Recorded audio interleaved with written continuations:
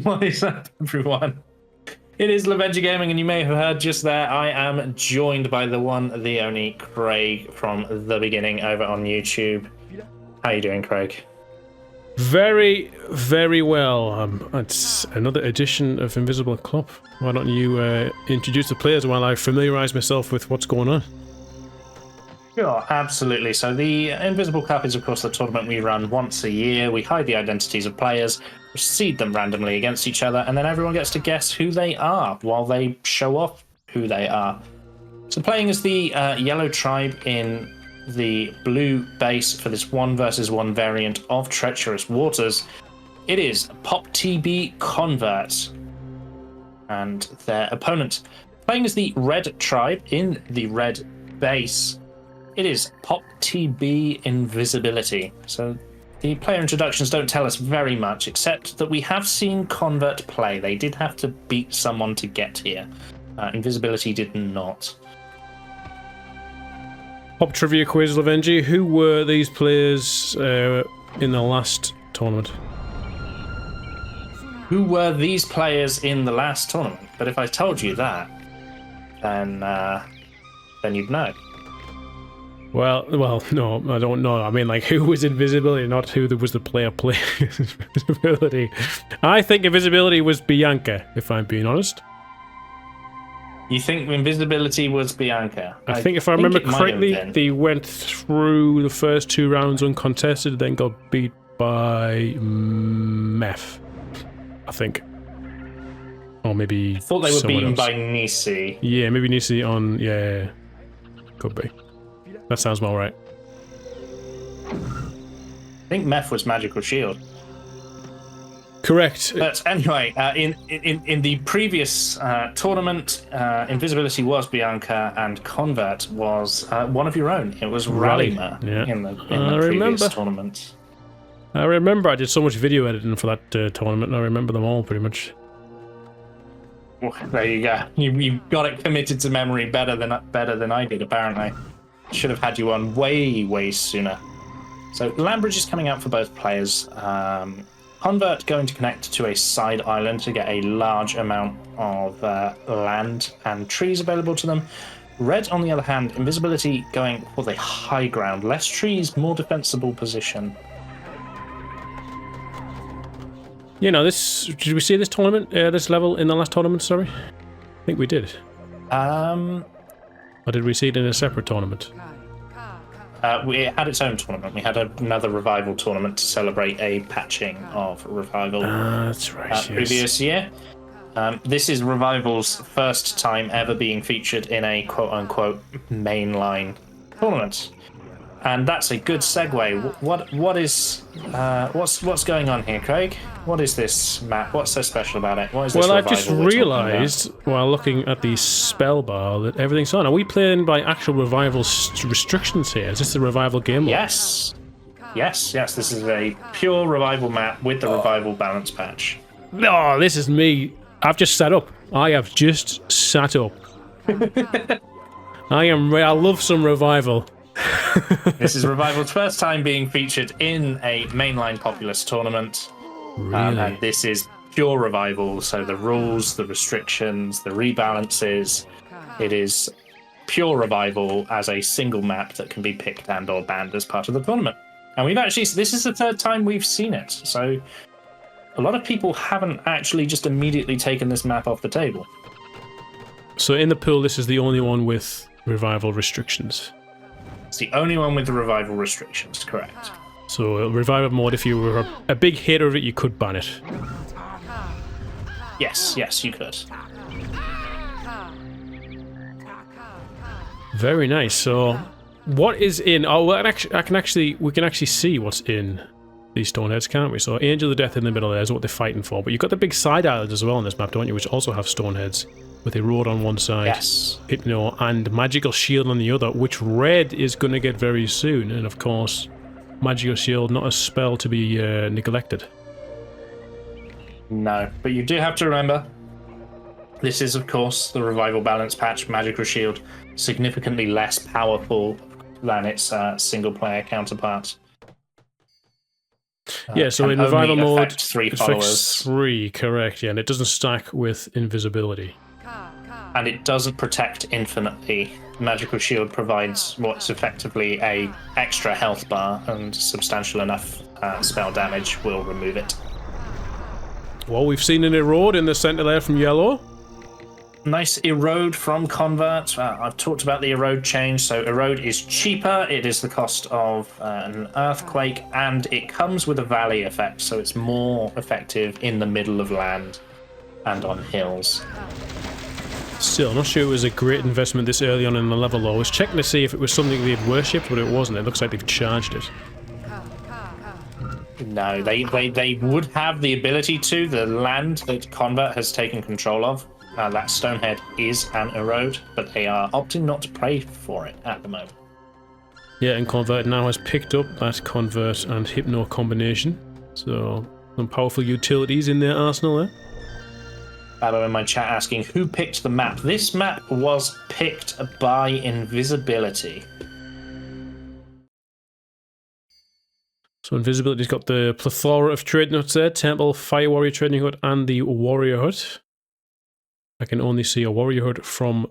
and a Fire Warrior Hut from Convert, which means... oh, sorry, from Invisibility, which means Preachers are possible for yellow. No vehicles as at current. Lambridge from Convert going to take them towards the side expansion that Invisibility has set up, where they are getting those magical shields and those erodes. Invisibility does have access to a lightning, but only the one here, so has to aim it well if they want to find success. And there you go. Well-placed light sends Convert into the water. It's been such a while since I've actually commentated or really streamed. Really, it feels like, and I actually forget you can actually see what the spells of players, spells are being charged by the players on this mode now. It's really cool. Yes, so the iMod is created by Divinity. It gives us access to all sorts of things. The magic mouse lets us see what's inside Stoneheads. By hovering the tribe icons, we can see how many buildings they have, their populations, what troops they have, the spells, and if you hover for long enough, a little number will appear in the bottom left that tells you how many of that each spell they've cast as well. Red's on the offense now. He's got Earthquake. He's going to fire it off. Yellow's trying to get some towers up there, but not really got the wood to get them built. Shaman has been killed. Earthquake has done some damage, though, killed a few men and lowered the land.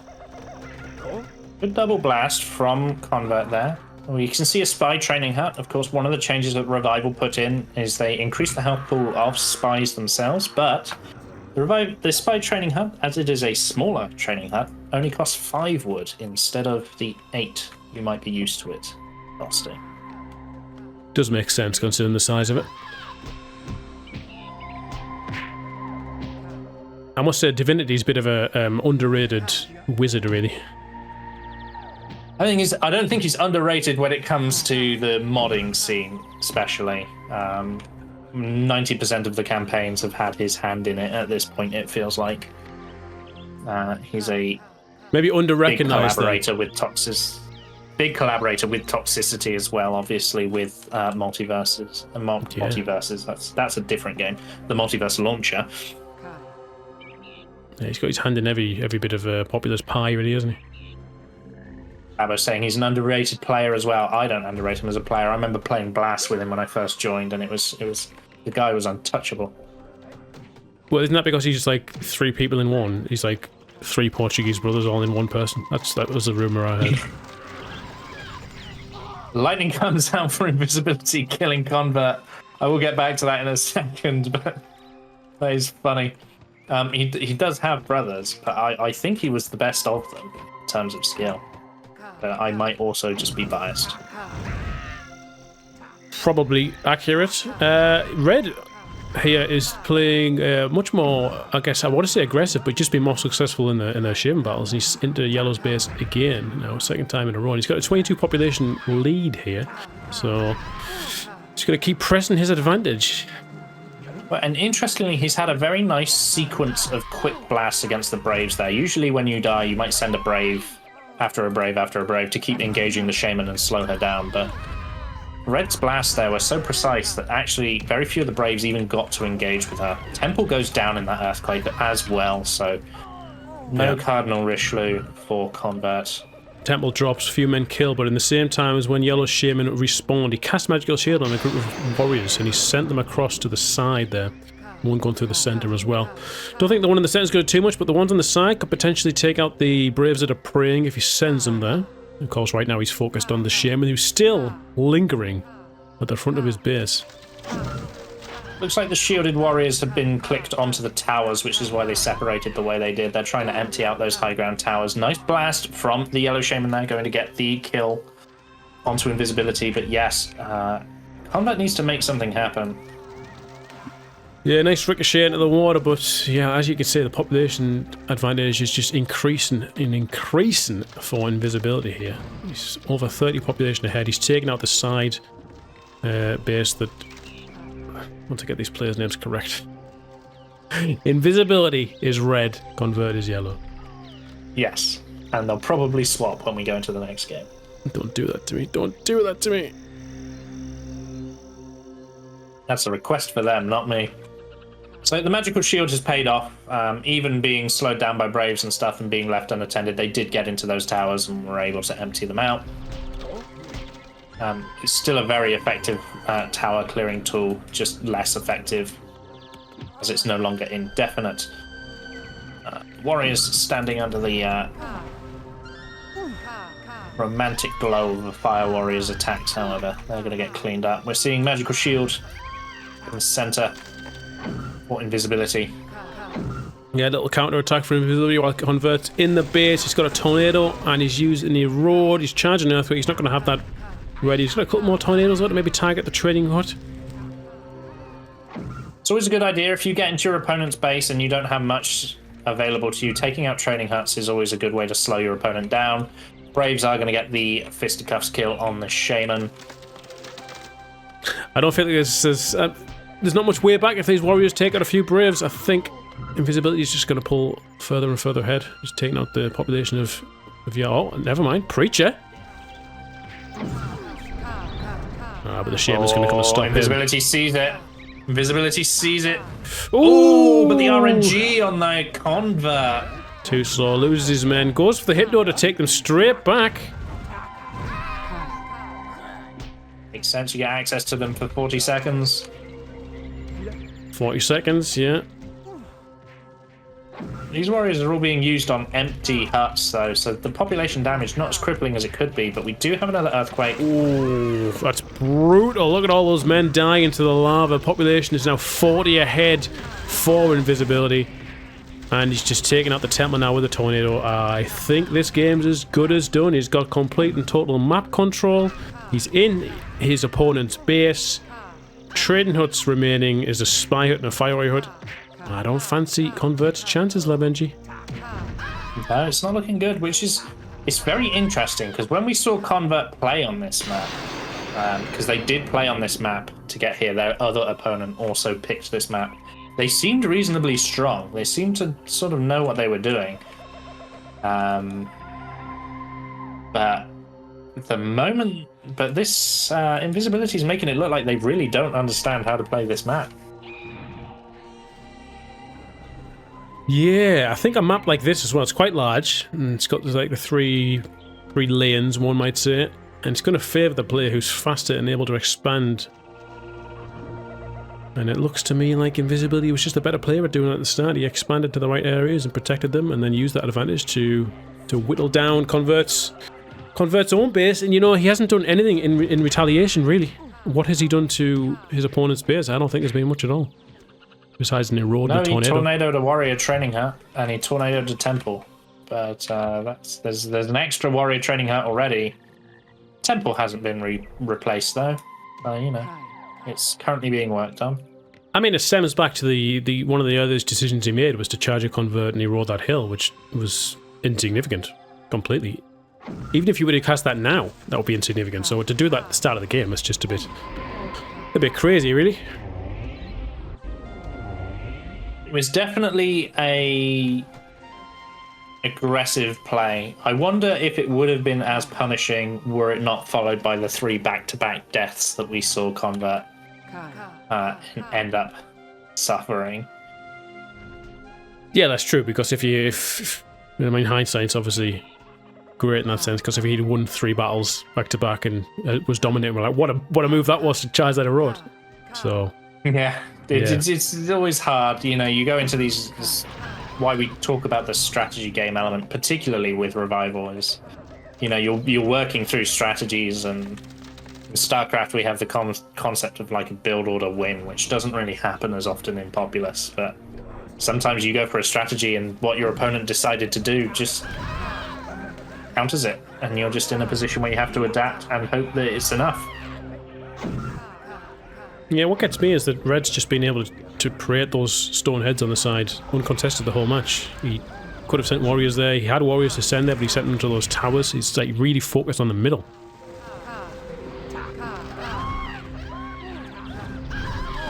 He's taking a good beating now from Firehouse in front of him, behind him. He's going to go down now, I would think. Yes, he has his fight out an earthquake, but let's see what it does.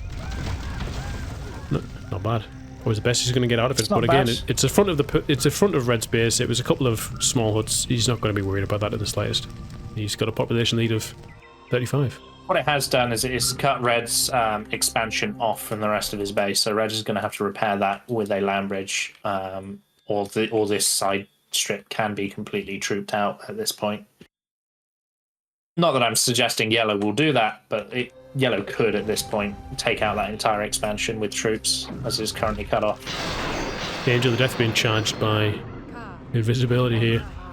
Almost got it now. He's going to cast it at the right opportunity, and it's going to be beautiful. It's going to terrify Convert, because he's not going to expect it at all. What is the counter to an Angel of Death in Revival, Avengi? Hope and pray. There's the Angel of Death. He's also fired on an earthquake. Shame that's gone down to that lightning from Convert. No lava there. That was weird, but the earthquake did some damage. And the Angel of Death starts eating. The Angel of Death is not... I don't think it's actually that powerful of a spell compared to some of the spells in the game. It can be answered to by large amounts of firewires, and you can also see here... large amounts of Shaman blasting will also kill an Angel of Death reasonably fast. Yeah, I've always thought that. Even I think it's been torn down in Revival as well. Even in the original version of the game, it's not that powerful. The annoyance of it is when because it does tend to target the Shaman when she starts casting anything. And when losing your Shaman, obviously in Pop, this is huge. So if you get your Shaman dying over and over to a dragon in the sky, it can be quite debilitating. And if the Shaman of the opponent tribe can charge them, they can just keep spamming them once they get that advantage. And that's where it is a bit tough. But other than that, it can be stopped with ghosts and fire warriors. And I think because a lot of multiplayer players don't use it very often, they don't actually know that you can force the Angel of Death to acquire a new target. And they don't use that to save their Shaman. What is this forcing to require a target? Malarkey. So when the Angel of Death is spinning around, you can't do it while it's diving. When it's diving, it's guaranteed to attack whatever it's diving at. But while it's spinning around, if a Fire Warrior shoots it, it will always target to the Fire Warrior that shot it. So this is why sometimes when you have Fire Warriors shooting in a rotation, like not at the same time, it can keep that Angel of Death stuck in a loop. Well, that's also because every time a Fire Warrior shoots it, it gets pushed backwards, and the Angel of Death has to be at a certain distance. But yeah, staggered shots from the Fire Warriors will push the Angel of Death backwards and make it never charge. And if you're trying to get your Shaman out of your base or walk past an Angel of Death with your Shaman, if you bring 1 or 2 Fire Warriors and have them shoot the Angel of Death, it will always target them over the Shaman, and you can get your Shaman out of the Angel of Death's range, as it were. Just gotta hope you've got those Fire Warriors at hand. It looks to me, though, Avengi, that this game is over. This game is very, very much done. Yellow did make the play that we suggested of, using warriors to take out that side expansion. It's not enough to impact the state of this game, as we can see that Invisibility's green bar is sat at 216 to Convert's 92. And the actual populations as well, 136 to 69. Yeah, Red's just training loads of troops now. He's going to flood the opponent's base, force them into submission. It's going to be a easy-ish first game, I think, for Invisibility. He's not really been tested in this map so far. Like you say, the side's been taken out by those warriors, but that's about 10 minutes too late, Avenger. Yeah, Convert's just maybe going to try and go on for a few more minutes, try and make himself get game sharp, game ready. He has played around before, hasn't he? Like you said, this is Invisibility's first time this round. Yeah, and so Invisibility does know roughly how Convert has played, because Invisibility had the advantage of getting a bye to this round. So they were able to see Convert play a game, because Convert had to play to get to this point. But this is really Invisibility's chance to show us what they're made of. Remind me who chose this map? Invisibility chose this map. Ah, well, big advantage. So Convert has played this map twice, and neither time Convert picked it. But did he win it? He did. Hmm? He did. The previous time we saw Convert play this map, it was very knowledgeable of the revival mode. There was a lot of use of various strategies. The maps, the decisions that were made were, I would suggest, better than this one.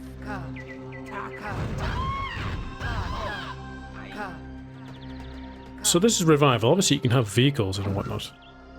There are boats now made by Invisibility, not necessarily any longer, but are there any strategies you've seen or would expect to see on this kind of map?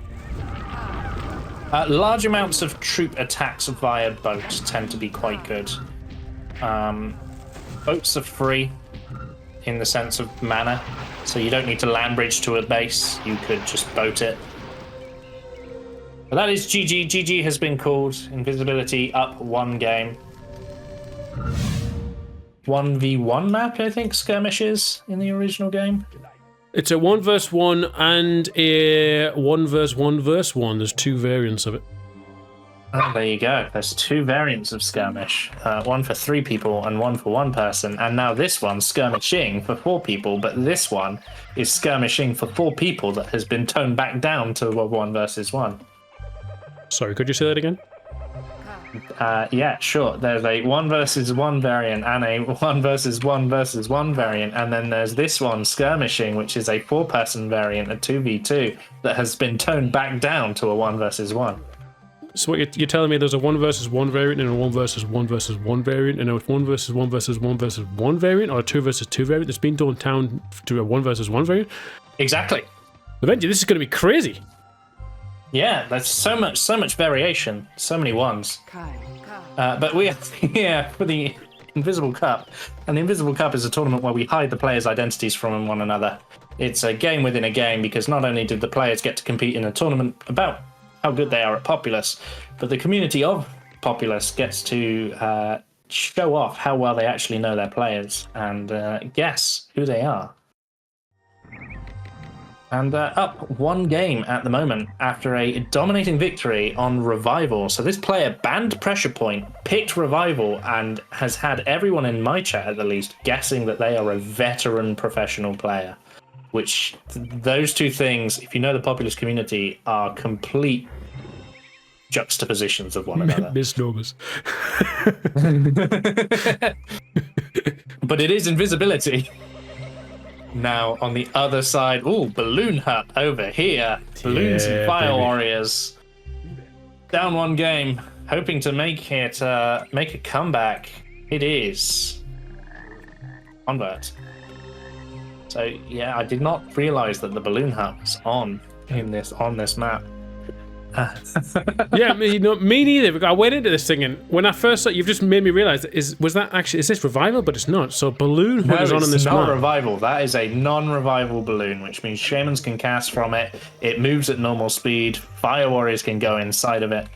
But you know, it's a really good play. If you get this balloon out nice and early, there were all those islands that were once bases, I assume. that have loads of wildmen on them, and that will give you a really big head start if you get one of them on. And if you can get the other one as well, you will be cruising ahead. In fact, if you can do that, I don't think that's a position that you can lose from unless you are Volcano from Invisible Cup 2. Never underestimate my ability to find a losing position in a game, okay? I'm confident that you're not in this game playing. I'm confident. Wow. But are you sure? Well, we've got Convert is going for the Fire Warriors in the balloon, and he's sending them straight over his opponent's base. That's going to alert him to what's happening. What's his plan? He's just going to try and stop the production of the Fire Warrior. It's a good move, actually, yeah. Look at that. If he avoids the tower. Shaman is in the center. The Shamans are both posturing in that direction. Another balloon's been built. This could be huge. Oh, he's lost a balloon! Oh, he's lost the balloon. Well, I'll take everything back.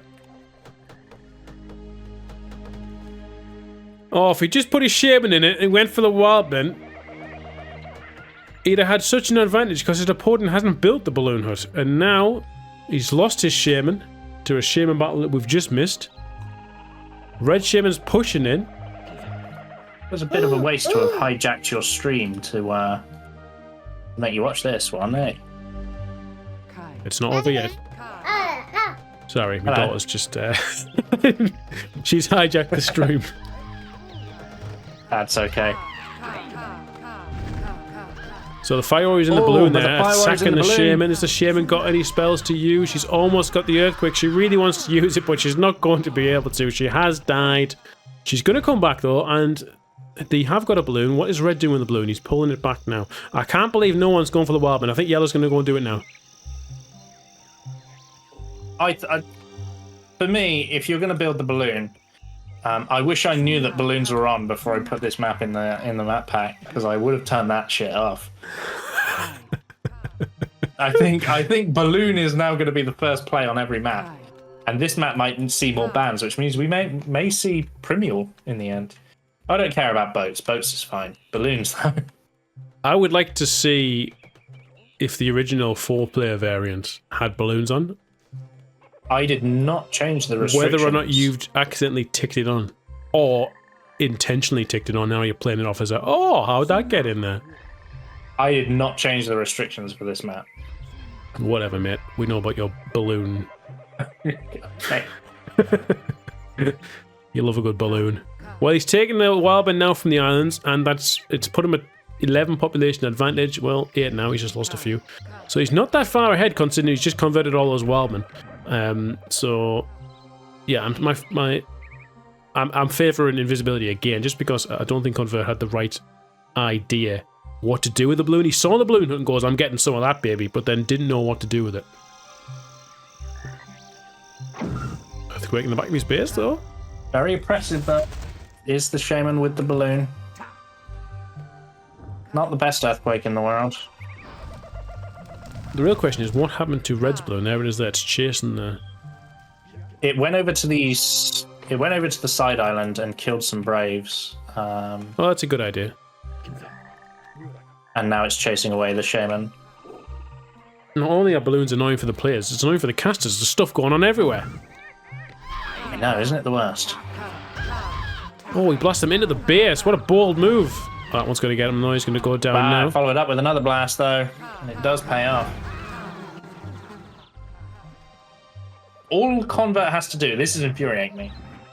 Invisibility has no way to build another balloon, right? That balloon that was chasing him, all Convert has to do is charge a single swarm. Swarm it, yeah. Swarm it. Single swarm, you get that balloon back. Red has no balloons anymore, and you can do whatever you want. Exactly. You've got such an advantage. He's just got his men like running on the spot here. Get them building. Do something. He's coming in with his Shaman now. He's going for the tornado on the Fire Warrior. He's unintentionally picked up the balloon. Ghost Army to recover the balloon. Clever. This guy's got skills. He knows his balloons. Got a Shaman in it now, so that's gonna. Now you can't make them lose that balloon unless you hit a clutch lightning, like someone playing the Dakini AI on level 5. What? I will make no other comments. Oh, there's a balloon army coming here from Convert, coming to try and take out that shaman. She's going to get cornered. She's going to get trapped. Tornadoes are being Trying to charged. charge. Oh, there it is! There it what is! a combo! One more volley! Blast them forwards! Yeah, the balloon's been saved! Right, whatever you do, Convert, don't just fly straight over to his base and give your balloon up. Oh, he's doing it. He's thinking about it. He wants it. Please. Please don't do it. He's doing it. He's like, wouldn't it be great if I lose these balloons? He hasn't even got anything to cast. I mean, I suppose he has about 10-15 more seconds to do some damage here, which is not a bad thing. Red's going to respawn. Yeah, that's and what I'm Red's saying. got a swarm. Red has a swarm. He needs to get out of there. Get building, get expanding, and now it's going to be very difficult. If he just expands, doesn't let Red, make ground, I don't see a way that he can lose it, technically, on paper. The Fire Warrior training hut on the island is an interesting choice. Yeah, I saw that. I didn't want to question it. I won't question it. It's also, these islands are quite close, so, a couple of land bridges and you're connected to your main base as well. One of them is, you've got to remember, combat's on both of the east side islands. It's got the one close to Red Space as well. Yeah. Yeah, the one that's close. Oh, we're not allied, anyway. I've been pinging. We are not allies, you are correct. I pinged the balloon hut at the start, and you didn't realise that, but I'll explain why when I pinged it, you didn't react. Okay, fair enough. We forgot to do the ally bit. Warrior training hut, I like the idea. The idea is just, combat's putting so much resources and effort into the balloons that the base is, there's just nothing in the base to defend it. Tornado to pick up the balloon. Oh, the earthquake's good, but he's lost the balloon now, and he's swarmed the other ones, and that's game. And he panicked, he sent both balloons in together, and now he's lost both balloons. Yeah. He should have kept his distance and used them to sort of conduct the way the game is going to be played. So in a game like this, it's very easy to just say balloons are overpowered, balloons are overpowered, balloons are overpowered, and they are exceptionally strong, and yes, probably overpowered. But they still require a degree of control. You can't just build them and click them on the shaman and expect that to work out. You still got to worry about swarms and the shaman's tornado, and you have to remember that whatever advantage they give you, they can give the enemy. Yeah. Well, that's the thing. If you spend the time building them, and the other player starts building his base, the other player's going to get the advantage. Then if you lose that balloon, you've essentially just gifted him all that work you put in for no effort on his part. So the earthquake now, we've got a 20 population lead. Yellow didn't gain any population in the last 5 minutes. And his base is just atrocious. He's been picked up by the tornado.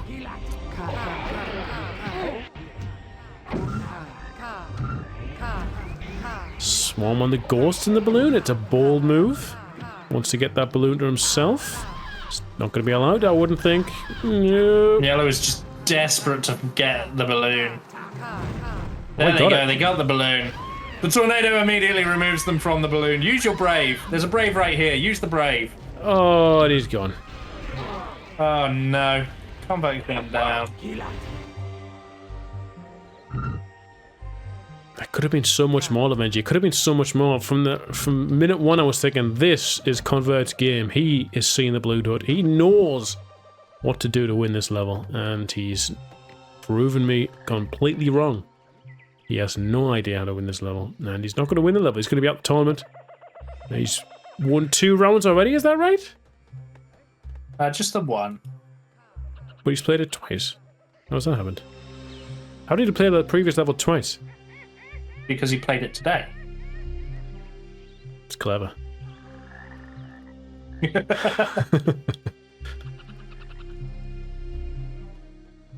Yeah, that makes sense.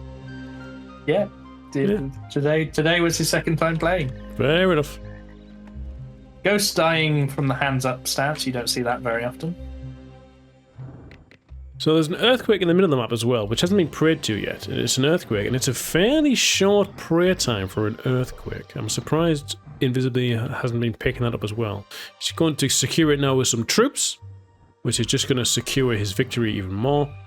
Yellow's going to have way too much to consider and think about how even he can possibly recover. He's not going to be able to sit in the middle because he's got a shaman of the opponent tribe with balloons. Warriors in these balloons now coming over to that island. Going to mop up what he's been building over the last 10 minutes. Yeah, your chat could be right. Invisibility could be a veteran professional. The picked revival banned pressure point and is using balloons comfortably.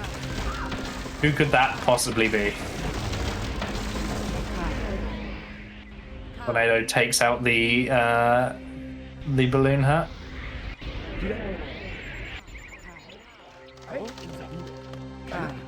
Who likes revival?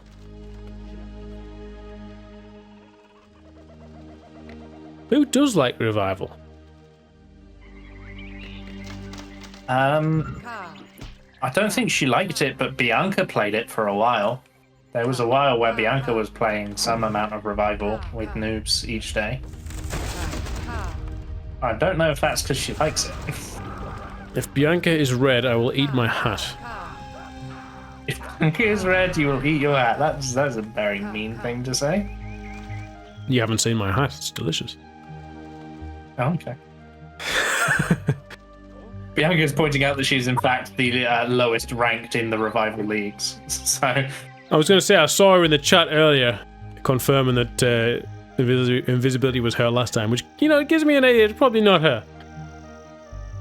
You know, Babbo claims not to like revival, and he's funky with the chat. And, you know, if he's winning, he'll be in the chat, I would imagine. So trying to throw us off, but might not be Babbo, might not be Babbo. Yeah, but if you ever played Babbo in a tournament, he's the most unfun person in the world. It's all serious, man. It's a serious game mode. Money on the line.